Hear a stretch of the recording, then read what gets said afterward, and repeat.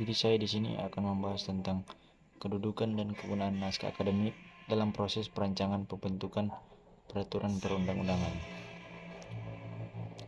Dalam sistem hukum Indonesia, peraturan perundang-undangan merupakan salah satu instrumen penting dalam menyelenggarakan pemerintahan yang berdasarkan hukum Reichstat agar produk hukum yang dihasilkan memiliki legitimasi, kualitas, dan efektivitas yang tinggi.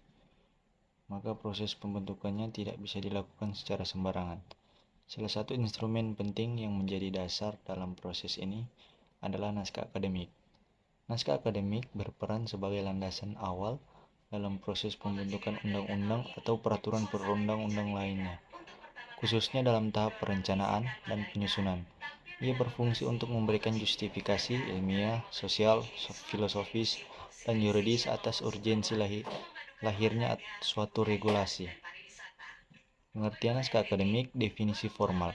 Berdasarkan pasal 1 angka 10 Undang-Undang Nomor 12 Tahun 2011 tentang pembentukan peraturan perundang-undangan sebagaimana diubah dengan Undang-Undang Nomor 15 Tahun 2019. Naskah akademik adalah hasil kajian atau penelitian hukum dan penelitian lain terhadap suatu masalah tertentu yang dapat dipertanggungjawabkan secara ilmiah mengenai perlunya suatu rancangan undang-undang, rancangan peraturan daerah provinsi, atau rancangan peraturan daerah kabupaten atau kota sebagai solusi terhadap masalah dan kebutuhan hukum masyarakat.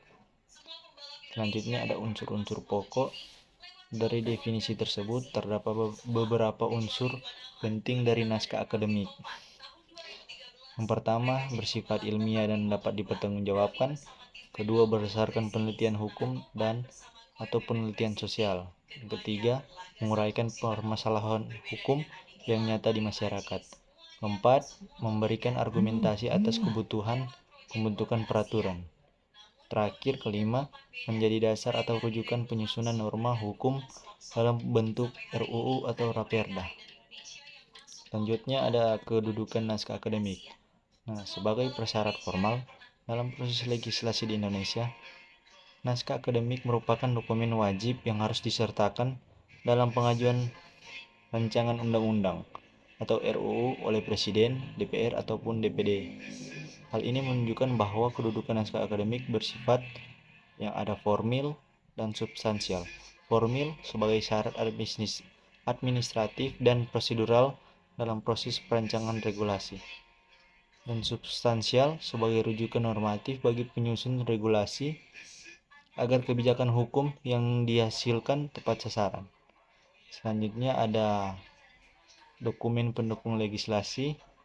Kedudukan naskah akademik juga strategis dalam konteks menjadi bahan pembahasan di internal lembaga legislatif dan eksekutif, menjadi rujukan dalam rapat-rapat pembahasan RUU baik di komisi maupun di badan legislasi, dan dapat dijadikan alat bantu untuk memahami maksud dan tujuan suatu norma saat terjadi interpretasi hukum atau penafsiran di kemudian hari, termasuk oleh hakim dalam proses penegakan hukum.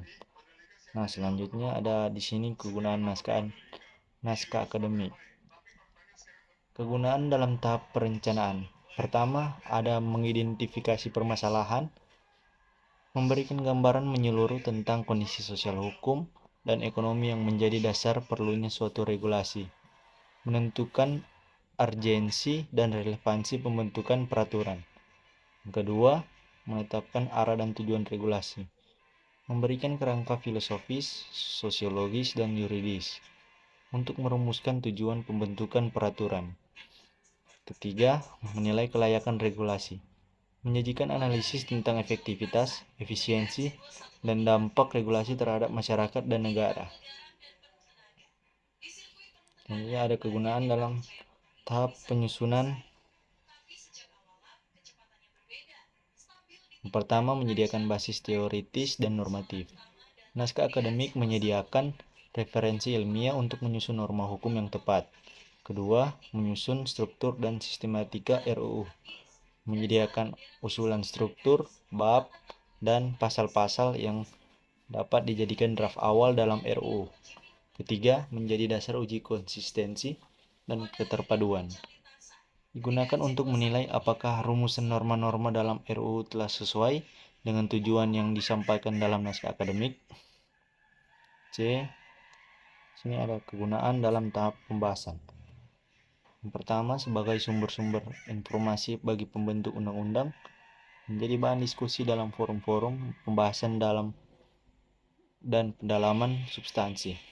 Sebagai alat pembanding, menyediakan data perbandingan dengan praktik hukum di negara lain atau comparative law, itu yang kedua. Ketiga, sebagai bahan uji publik, digunakan dalam konsultasi publik sebagai dokumen yang dapat dikritisi dan dianalisis oleh akademisi, praktisi, dan masyarakat. Selanjutnya adalah komponen naskah akademik.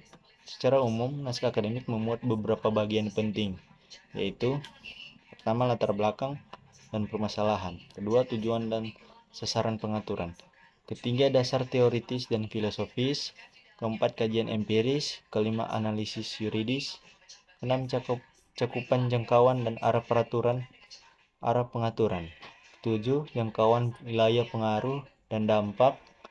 8, alternatif pengaturan dan argumentasi pemilihan. 9, penutup dan rekomendasi. 10, rancangan struktur batang tubuh RUU. Tantangan dalam penyusunan naskah akademik. Beberapa tantangan yang sering muncul dalam penyusunan naskah akademik antara lain kurangnya data empiris yang valid dan mutakhir,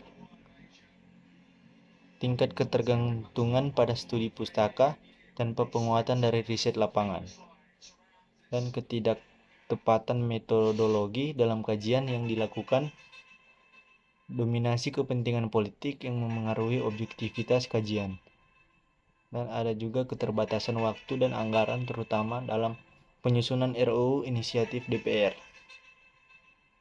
Selanjutnya di sini ada implikasi tanpa naskah akademik yang baik. Tanpa naskah akademik yang memadai, potensi yang dapat terjadi meliputi pertama, ada regulasi tidak menyentuh akar masalah yang sebenarnya di masyarakat. Kedua, terdapat ketidakharmonisan antar peraturan atau overlapping atau konflik norma. Ketiga, regulasi yang sulit diimplementasikan karena tidak sesuai dengan kapasitas lembaga pelaksana. Dan terakhir, keempat, penurunan kepercayaan masyarakat terhadap hukum. Kita masuk pada terakhir, penutup. Naskah akademik merupakan instrumen penting dalam menjamin kualitas, efektivitas, dan legitimasi dari suatu peraturan perundang-undangan.